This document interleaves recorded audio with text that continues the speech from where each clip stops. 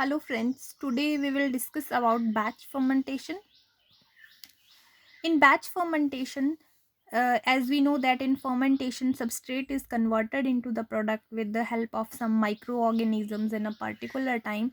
So here similarly in case of batch fermentation, assume you have taken some substrate, assume you have taken glucose as a substrate and you want to convert that into the alcohol. Then what you will do, you will take glucose and add some bacteria, and for a particular time you should know how much time you have to uh, took that experiment, how much time that experiment take to convert into that substrate into the bacteria. For that particular time, you that substrate will remain undisturbed. For example, you assume these are the different batches B1, V2, V3. These are different vessels, these are the vials, and in which we have added the substrate here in the blue color as is showing the substrate. And after adding the substrate, suppose you have added substrate in these vessels, that how much amount of the bacteria is required, that bacteria you have added.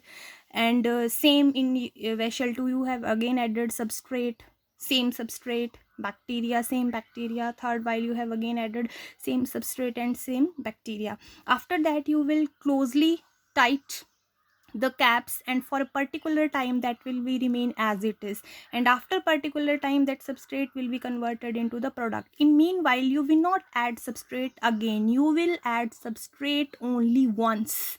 When once you have added the substrate, vessel will remain undisturbed, and after the particular time when you will open the vessel, that will converted into the product. And after you have that is converted into the product, if there is remains of some of the bacteria will be filtered out and you will gain the product. So for this whole the procedure, we have to standardize the protocol in the lab scale. Standardization of the protocol means you have to standardize the time, means how much time that is required, which type of the environment is required, there are the standard conditions, and how much amount of the bacteria is required for how much of the substrate. In a particular substrate, how much amount of bacteria is required for their conversion into the alcohol. So that is the standardization. When you standardize all these things, so means it is the standardization, first of all standardization at the lab scale, and after that this standardization is protocol is followed, and finally we will put this into the industrial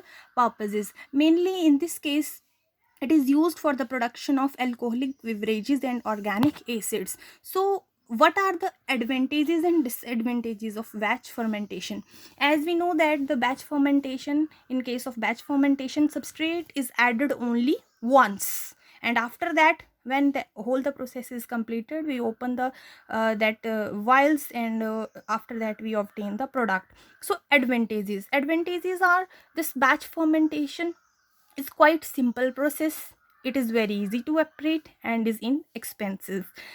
And disadvantages are that the batch variability means, here you have seen that there are three different vessels. So it is not possible that all the vessels have same amount of the product, quality wise as well as quantity wise.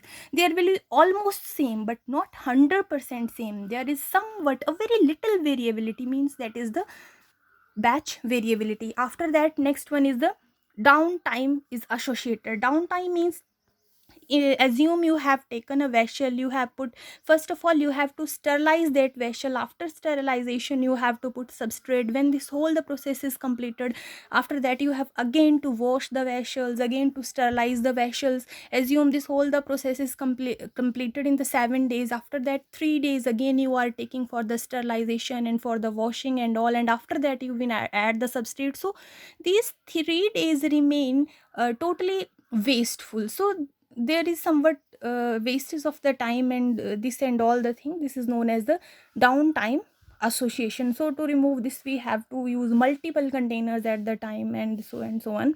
And most of the products in this process are obtained during the lag phase. Thank you friends for watching video.